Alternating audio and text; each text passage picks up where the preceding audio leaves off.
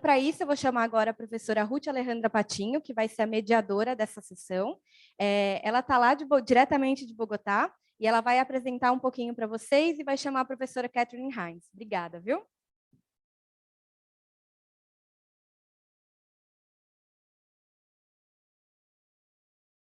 Buenas tardes a todos, todas, todos. Disculpen que me había adelantado.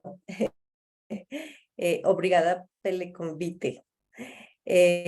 Hoy tengo el honor de presentar y de comentar a la profesora Kathryn Haynes, quien es profesora de contabilidad de la Universidad de Northumbria. Ha recibido una beca de Leverhulme Trust, es contadora y miembro del Instituto de Contadores de Inglaterra y Gales, CAWE. Ha ocupado numerosos puestos de liderazgo en universidades. Anteriormente fue decana de la Facultad de Negocios, Derecho y directora de la Escuela de Negocios de la Universidad de Hull. También ocupó la cátedra de Contabilidad y Finanzas de la Sociedad del Norte en la Universidad de Newcastle, Reino Unido, donde fue jefa del grupo de materias de Contabilidad y Finanzas antes de convertirse en directora adjunta de la Escuela de Negocios. Fue miembro del Instituto Avanzado de Investigación en Gestión, AIM.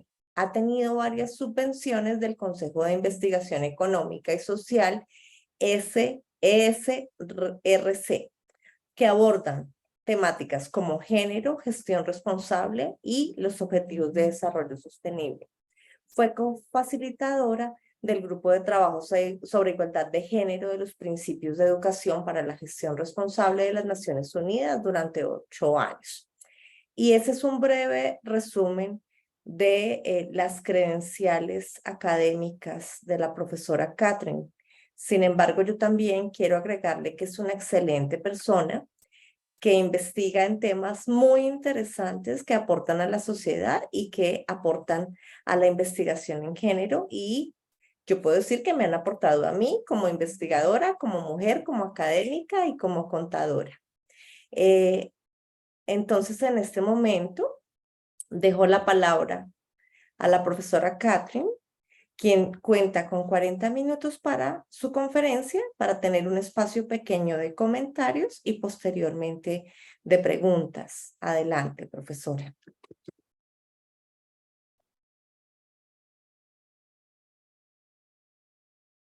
Obrigada, Alejandra. Thank you so much for that lovely introduction. It really is an honor to be here today with all of you at the USP accounting conference, and thank you also to colleagues from the QRCA group in Latin America, because I know you're doing some really great and important work. Thank you very much. So if you don't mind, I'll just very quickly share my screen before I go into the presentation. Can you all see my screen? Yes, I hope you can. Thank you very much. So again, thank you for inviting me to this conference. I'm really honored to be here. I'm going to talk about intersubjective reflexivity and academic identity in accounting, with some reflections on diversity and inclusion in academia. So this work has been sponsored by the Leverhulme Trust. You can see their logo on the screen, who awarded me a 2-year fellowship to undertake work on feminism and accounting. So I must acknowledge their generous support. I'm very, very grateful. So what is the presentation going to be about? Well, most of the presentation is going to be based on a recent paper I published in the journal Accounting, Auditing and Accountability Journal in late December 2022. So it's very recent work. And I've always had a strong interest in reflexivity and its relationship with qualitative and also critical accounting research. So I'm going to talk a bit about reflexivity, why it's important, and I'm going to center the presentation around 3 different approaches to the way we might perceive reality in cognitively and in our society, because the approach to reflexivity we might take varies depending on our understanding and position on reality. I will illustrate particularly intersubjective reflexivity and how I feel it relates to my personal identity as a feminist academic and a critical academic. I'm going to give 3 examples of my experience in terms of how intersubjective reflexivity has shaped my thinking as an academic. But I'm going to deviate from the paper by ending with a challenge really to all of us as accounting academics to think about our related intersubjectivity and our responsibilities as accounting academics. So that is the content of the presentation. But first, very quickly, what is reflexivity? Because it's a term we hear a lot, especially in qualitative research, but we don't always know exactly what it means. And I think that's because there is no one definition which encapsulates what reflexivity is. As we'll see later in the presentation, it really depends on our approach to knowledge production and our views on reality.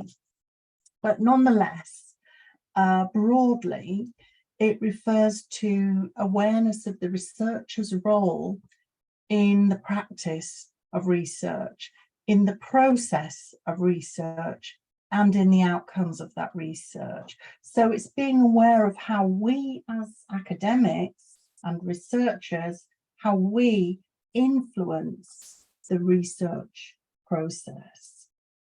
So it often, people refer to reflexivity as thinking about our thinking, how that thinking came to be, how our understanding is constantly revised in the light of new understanding. So we have knowledge that we have inside, but then we try and generate new knowledge and we revise our thinking. This affects our research clearly. So that's a very simple discussion about reflexivity. But to go into a bit more detail, reflexivity is not the same as reflection, because if we reflect on our work, if we reflect on our education practice or the way we do our research, we're just kind of observing, reflecting, like looking in a mirror, observing what we're doing. We're examining ourselves in that mirror, observing our practice. That is reflection. But reflexivity is more complex because it involves thinking about our experiences and questioning our ways of doing that research. So it goes beyond simply examining what we're doing to really critically reflecting on how what we do produces knowledge in a particular way. So it's beyond reflection. And why is it important? Well, I think that many of you, you're qualitative accounting researchers, and it's great to see such a strong network of qualitative and critical accounting researchers growing in the Latin American context, especially in Brazil, Colombia, and in that environment. Because you know that reflexivity is really important to accounting research, because it's central to debates about the nature of knowledge and how we produce it.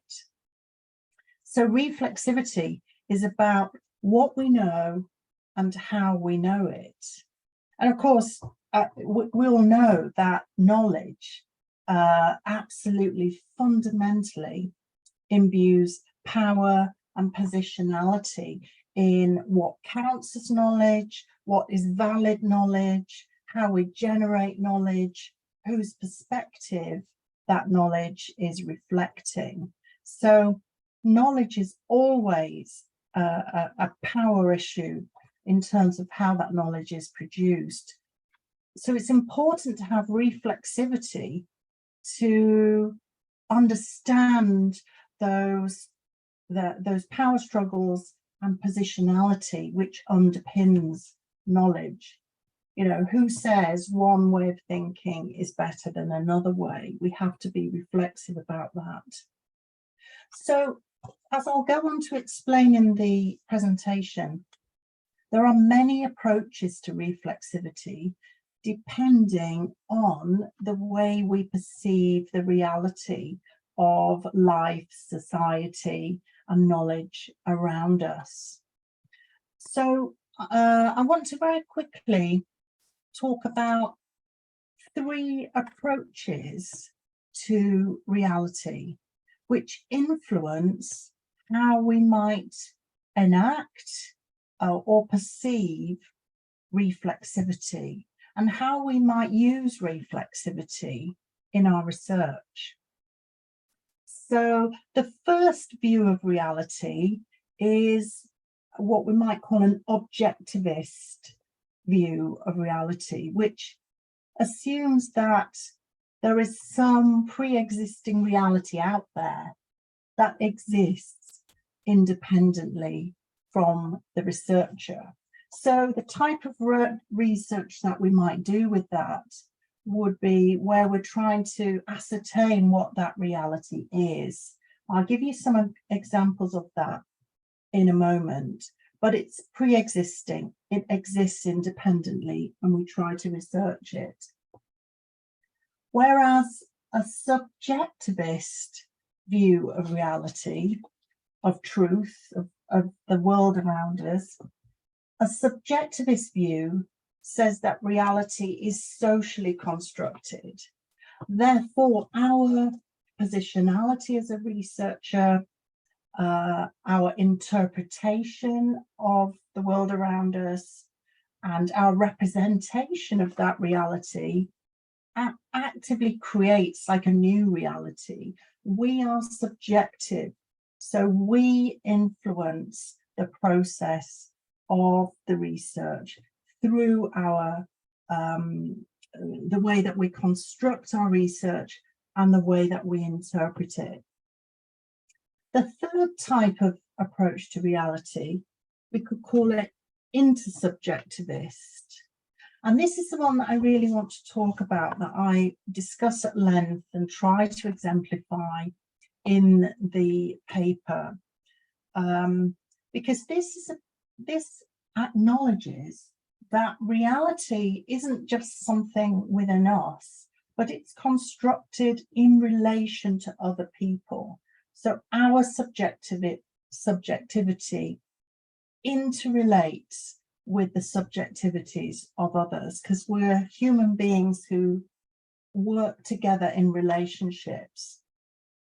And therefore, intersubjective reality is always embedded in culture, the culture around us, the language around us, the history, the community, and the society around us. So broadly, there are these 3 different approaches to reality which influence our reflexivity and the way that we do research.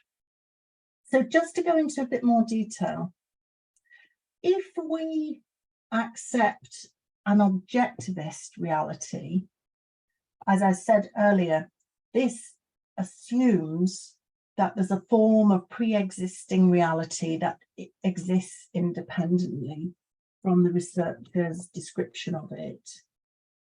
And in this case, the reality, the object of research, are perceived to exist independently from the researcher.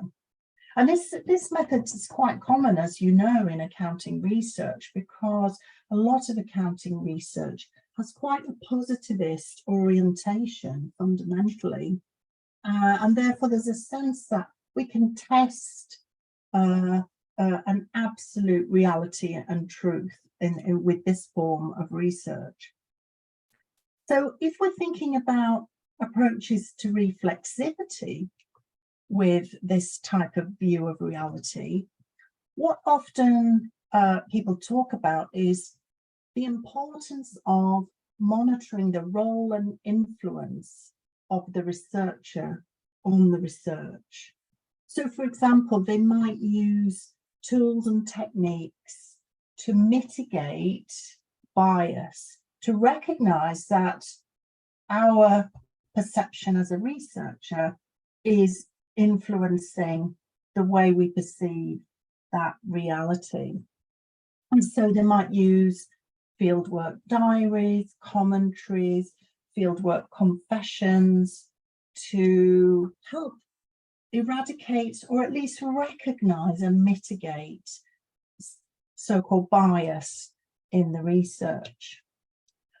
Now, of course, with some types of research, it's really important that we eradicate that kind of bias, especially types of maybe scientific research, medical research. But sometimes we're thinking about accounting research and understanding the power and influence of accounting in society. Sometimes being close to the research can actually be helpful.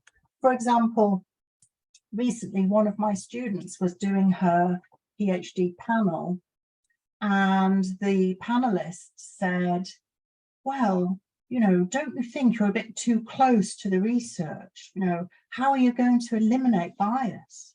And the interesting thing here was that this researcher was from a particular community, had grown up in that community.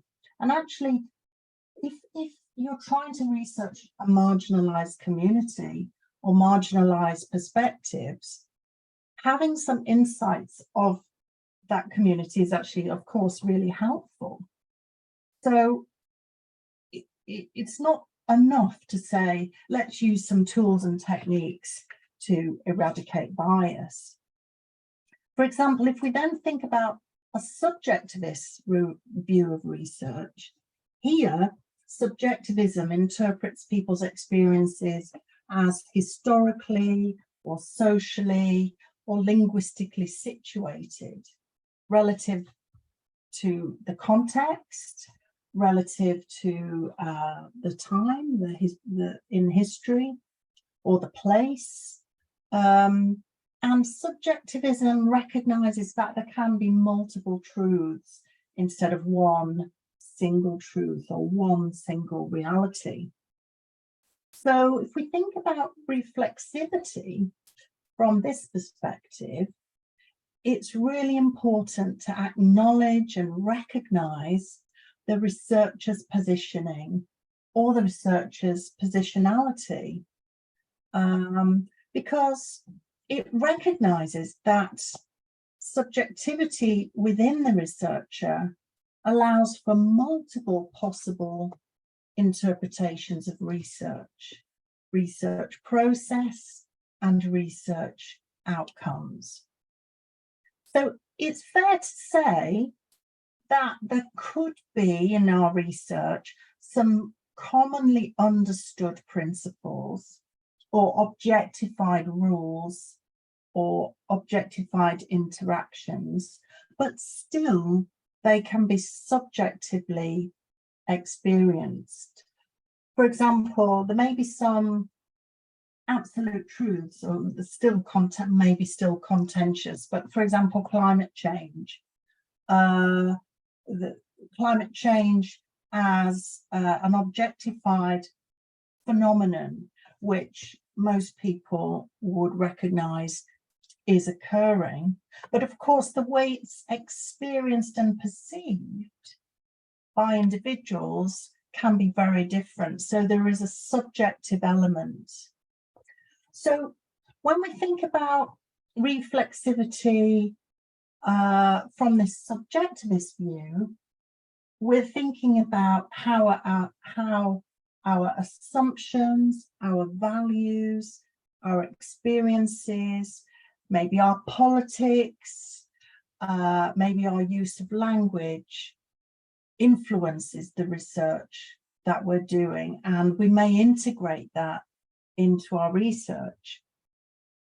But you can take it a step further, and this is the issue that I wanted to talk about, that I mostly talk about in this paper in AAAJ, and that's when we take subjectivity and we then make it about relations with others. So we're talking about intersubjectivity. So what intersubjectivity simply means is ways of being in the world based on the belief that individuals are always in relation to others. We are human beings, we relate to others, we are social creatures.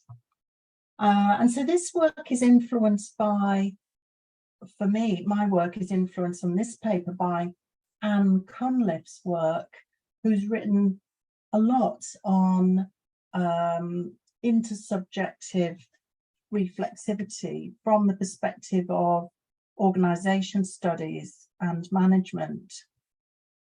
But very few people seem to write about this within accounting. But if we think about intersubjective reality, it's really about how we co-create knowledge together, how we influence each other. So instead of trying to separate the researcher and the research, we're co-creating knowledge in a collaborative way, because we always relate with other people. So we can share meanings and we can explore differences and generate knowledge from that process. Because meanings are, from this perspective, meanings are not fixed, but are shaped through exchange, dialogue, action, interaction with other people.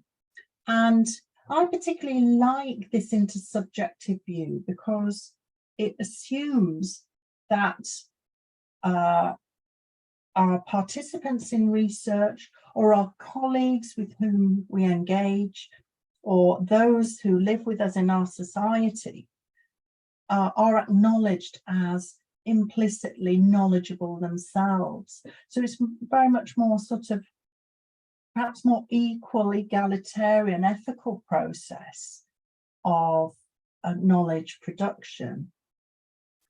And I particularly like this approach for me because it shows the way that meanings are created in everyday dialogue, in everyday interaction. And it also acknowledges that our research, our knowledge is not just cognitive, but it can be embodied. We feel it, we know it, we experience it. And so knowledge can be emotional, it can be felt. And that's quite a powerful way of thinking about what we know. So with this in mind, intersubjectivity and reflexivity, for me, I started to think about how that influenced my own academic identity. Because I don't know how you work, but I think, being an academic, being an accounting academic, It's not just a job. It's not just a 9 to 5, being any academic. It's not just you go to work and you get the paycheck. We do it because we want to make a difference, because we believe in the work that we do, because we know that accounting is a powerful concept that can make change in society. And so I started to reflect about how intersectional reflexivity and relations with others was influencing my own academic identity. And here is another, I think, quite powerful quote from Anne Cunliffe's work in her 2016 paper, where she says, intersubjective reflexivity is about having a heart. It's not a technique, but a way of being with others that brings with it moral and ethical considerations. It requires us to be solicitous and respectful of differences, and it highlights the need to engage in critical questioning and deeper debate around taken for granted issues. And actually, I think this is what a lot of critical researchers, qualitative researchers in our discipline are really trying to do, but they may not actively and consciously think that they're doing it with intersubjective reflexivity. So for me, it started to raise lots of questions about who am I as an academic? What do I stand for? What am I trying to achieve? And it raised lots of questions about values, my values, the values of my university, questions about power, who has power to tell me that one form of knowledge is valid over another. It raises questions about choices we make and relations, not only in our research and knowledge production, but in our everyday lives, particularly in our role and identity as academics. So I started to reflect on how intersubjectivity was embedded in a lived experience of academic praxis. And in the paper, I'll give 3 examples to illustrate how intersubjective reflexivity kind of played out with me, how it occurred over time. And I'll briefly talk through these examples, but then I'm going to kind of almost want to challenge you to think about the examples in your academic praxis. But I'll talk through these examples, which are in the paper. The first one actually was in Brazil at the Rio +20 conference in 2012, which I attended as part of a civil society group that I was involved with, lobbying for gender equality and responsible management education. It seems a long time ago now. I don't know if we've achieved anything, improvements since then, but it was a very formative experience. Now, there is a term in reflexive research, which is called being struck, and it means when, as a human being, we have an insight or a spontaneous emotional, physiological and cognitive response to events and relationships that generates and anticipates a new level of understanding, or a new level of more lasting knowledge. And I think that's what happened to me at the Rio +20 conference in 2012. Because in the paper, I give an example of how I was there as a white Western academic. I'll come on to that in a minute, and about the privilege that that brings.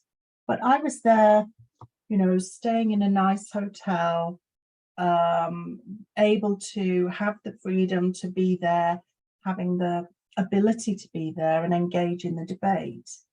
When actually there were, some of you may have been at that conference, you may remember it, but there were a lot of protests from women's groups.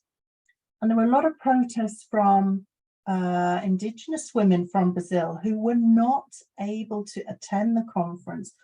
They weren't allowed in, and they were protesting at the gates about where the world's governments were trying to come together to produce a roadmap for sustainable development that would have protected potentially their environment, their context. And yet they didn't have a voice at the conference. And the whole experience for me was quite a profound experience. It was an example of being struck, this spontaneous, emotional, physical, cognitive response about the injustice of the situation, the lack of voice and representation.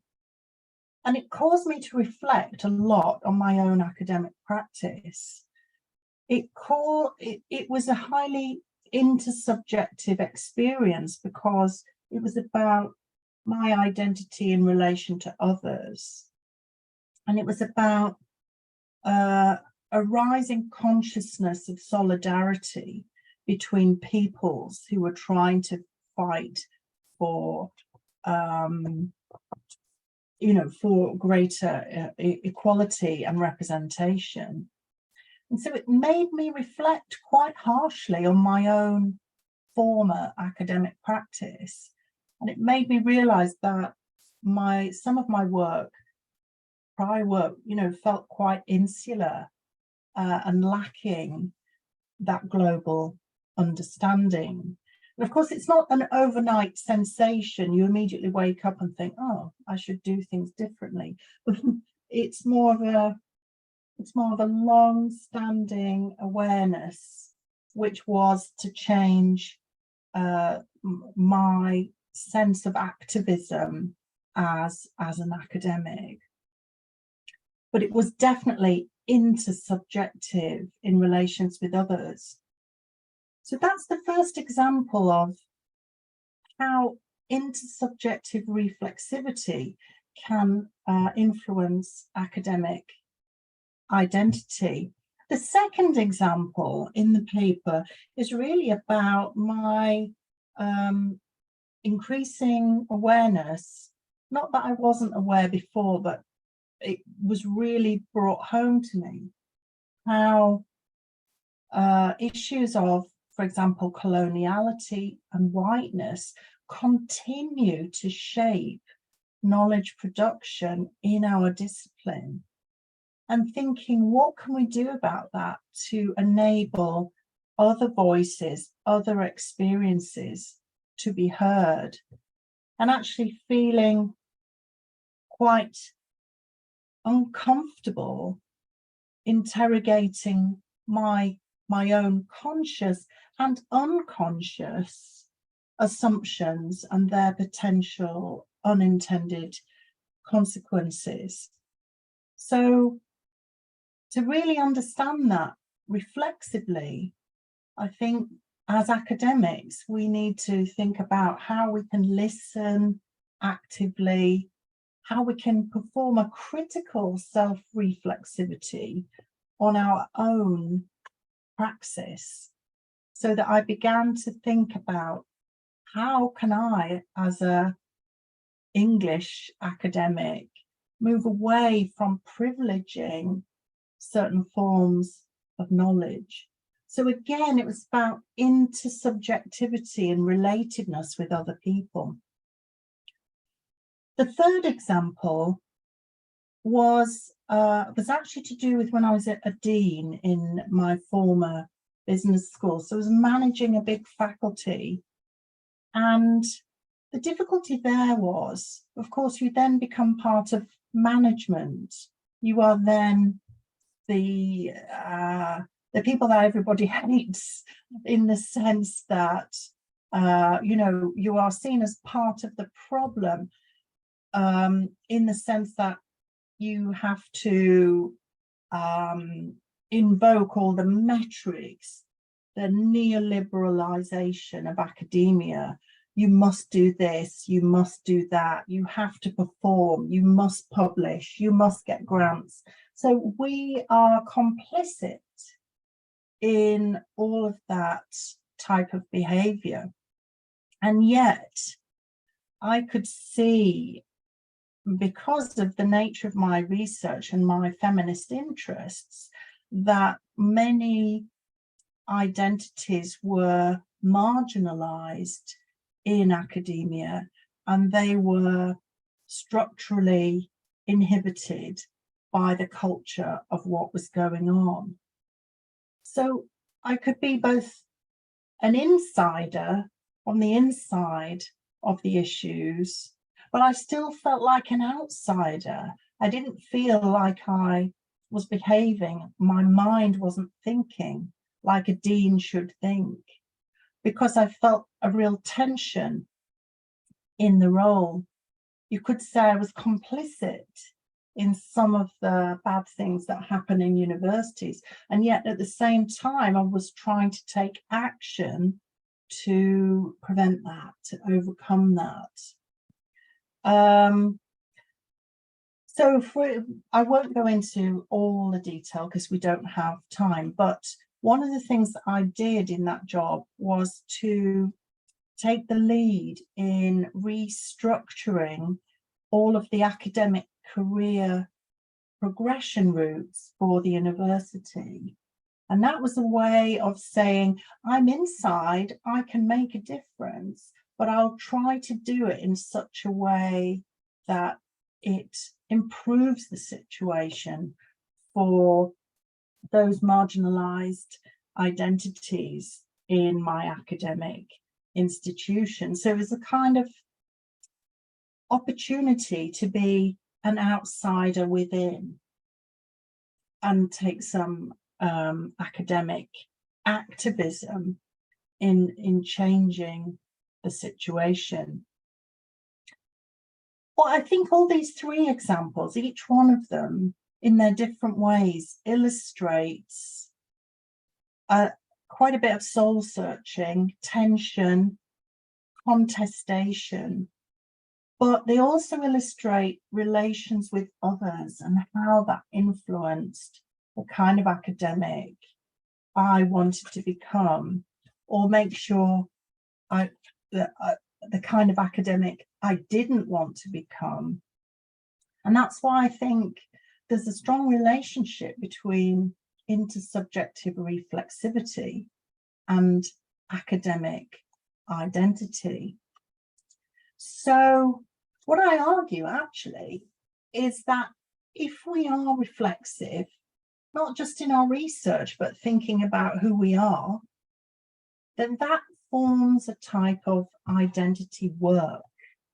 And this occurs when individuals try to develop or maintain their sense of identification with a particular identity or organization.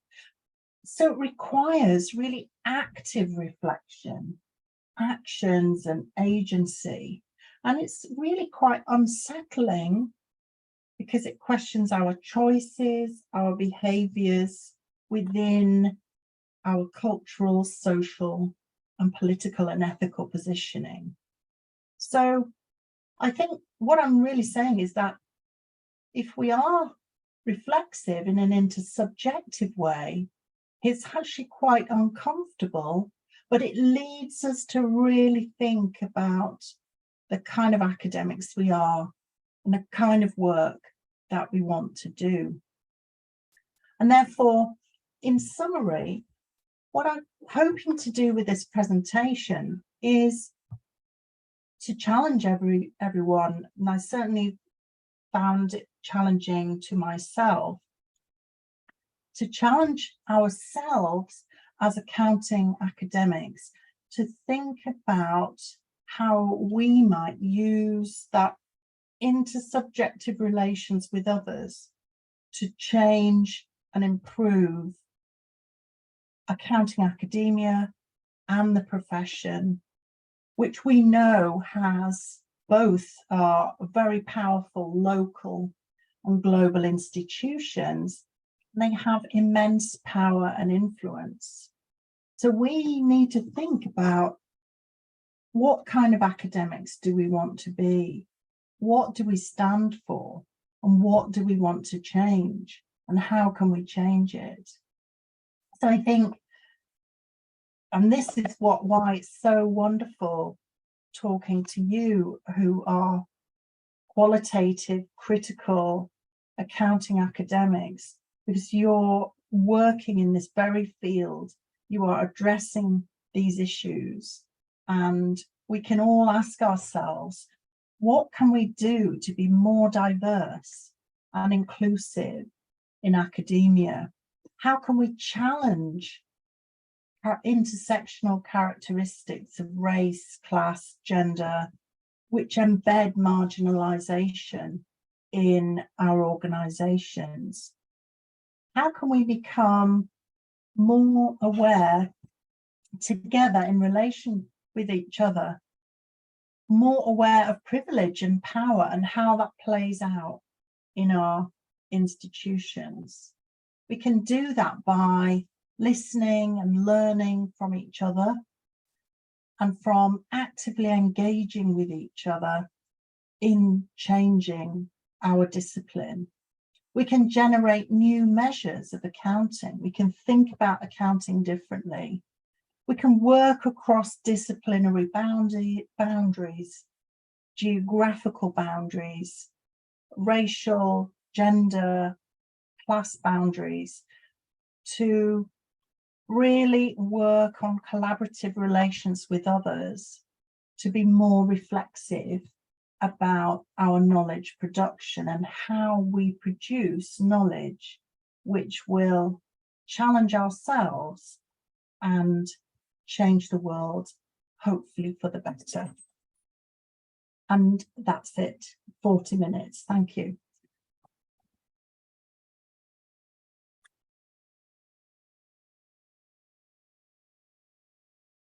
Muchas gracias, querida Kathryn. Es un placer escucharte. Yo quiero resaltar 4 ideas rápidamente antes de dar la palabra para saber si hay preguntas del público. La primera es la reflexividad como metodología de investigación. Yo resalto ahí un avance frente a otras metodologías como la etnografía, que por ejemplo ya Kathryn misma ha trabajado respecto a esto, respecto a autoetnografía. Es como una metodología que propone unos avances adicionales al reconocer la influencia del investigador sobre la investigación y desde mi interpretación de la investigación sobre el investigador.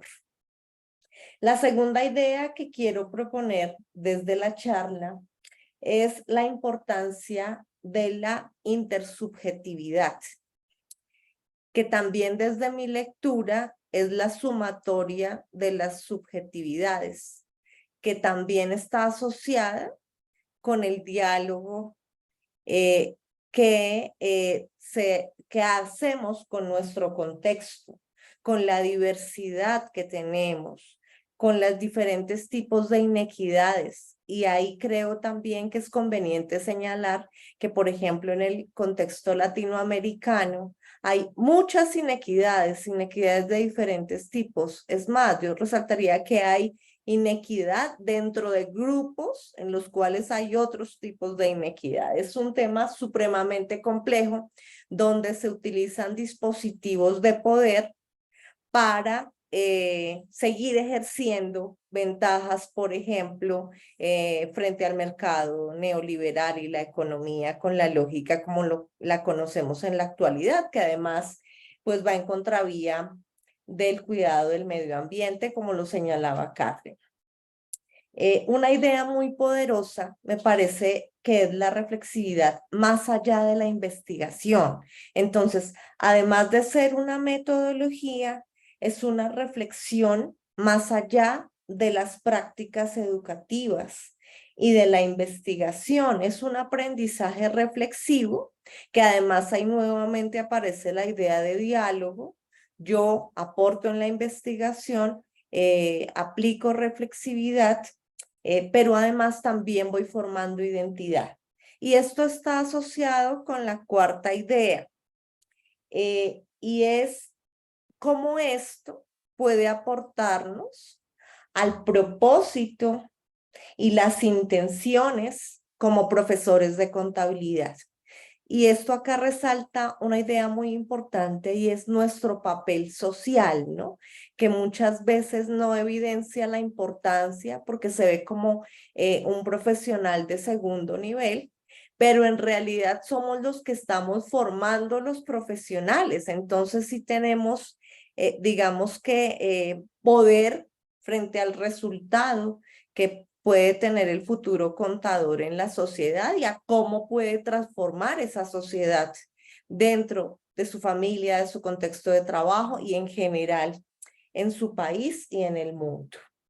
Eso quería yo resumir rápidamente de la conferencia. Kathryn, muchas gracias. Espero haber sido acertada en el resumen de tus ideas de la conferencia y bueno, del artículo y artículos que has trabajado en torno al tema.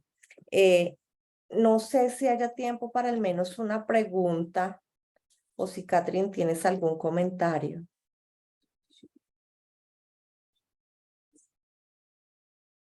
Acho que nós temos tempo para uma pergunta, porque temos 7 minutos. Vou perguntar aqui. ¿Una? Ok.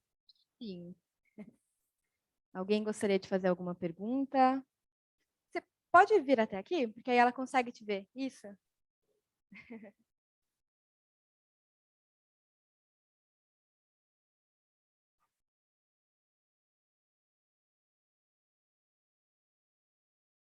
Si hay Well, preguntas, I'll just say, Alejandra, thank you for your excellent summary. That very, very good. Thank you. Hello, Professor Kathryn. I'm Ricardo. Thank you for your presentation. If I understood correctly, your operationalization of reflexivity goes beyond what psychology literature considers. The way I understand reflexivity in the psychology literature is more concerned as the autonomous of acting by impulse or impulsivity. But I see that you consider it in a further way, a little more extended. And another consideration is that do you see that researchers that follow a more quantitative approach, following positive accounting theory, could also benefit from this intersubjective reflexivity that you argue about, and how? Thank you. Thank you. That's a really good question. I think, yes, to your first point, absolutely. I think it goes beyond the traditional approach to reflexivity, which often just tends to be regarded as a kind of research tool in order to eliminate that sense of bias. So my argument is actually it goes beyond research itself to thinking much more about who we are and what we stand for as educators, as researchers, and even as human beings. So that's why I argue we can extend reflexivity into thinking about our whole selves and how we interact with others, and how we act in our society. So then to your second point, quantitative researchers often, I mean, their disciplinary orientation is different clearly from qualitative. And I think they're often taught to simply control for various outliers or biases and so on. But I do think that there's a place for reflexivity in quantitative research, because even the very tests, even the very hypotheses, the models that are set up in quantitative research, they still have a degree of subjectivity underpinning them, which somehow illustrates assumptions and value sets behind the researcher. So I do think that reflexivity has a relevance to quantitative research as well as qualitative research, although it's not often thought about as much in that context. And I think you raise a very good point. It really should be for all of us as accounting researchers, whether we are qualitative or quantitative. Thank you. Obrigada, professora Kathryn, professora Aleja. Eu acho que nós não vamos ter tempos para mais perguntas, mas eu não sei se vocês querem falar as últimas palavras. Nós temos 2 minutinhos.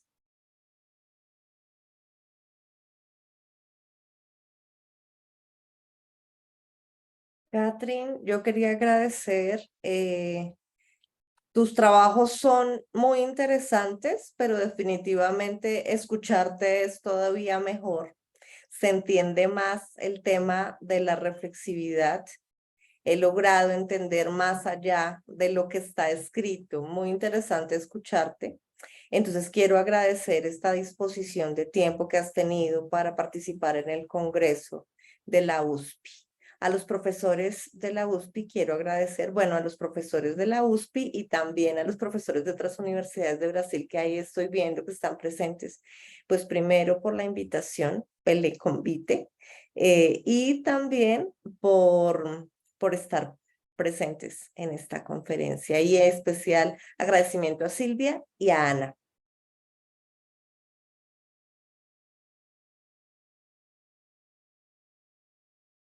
Yes, thank you to all of the organisers for inviting me.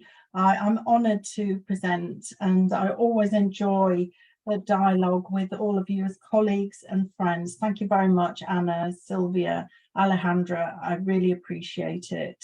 Thank you. Obrigada. Eu vou estender meus agradecimentos também à professora Sandra, a Ellen, todo mundo que organizou, e também aos intérpretes e tradutores, né? A Ana Cláudia, que está aqui em presencial, ao Tomás e ao Martim, que fizeram essa tradução possível. Muito obrigada para quem nos ouviu até o momento. Tem um convite muito especial. Em novembro de 2024, dias 13, 14 e 15, nós temos a conferência QRCA, que vai acontecer em Córdoba, na Argentina. Então, quem quiser saber mais sobre a rede, nós temos outras pessoas aí, ó, tem a Beth, tem a Camila, tem o JP, tem muita gente aí pelo Congresso. Então, todo mundo é muito bem-vindo, tá bom? Muito obrigada.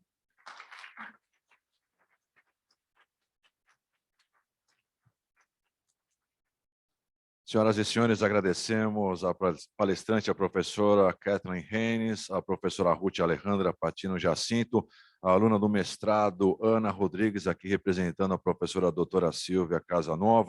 Informamos que os nossos patrocinadores estarão com atividades nas salas de patrocinadores no corredor A durante o evento. Acompanhe a programação pelos banners na secretaria. A partir das 15h10, teremos, então, as oficinas no corredor E. Agradecemos a presença de todos e de todas e retornaremos a este auditório às 17h com a cerimônia de encerramento. Muito obrigado e até mais.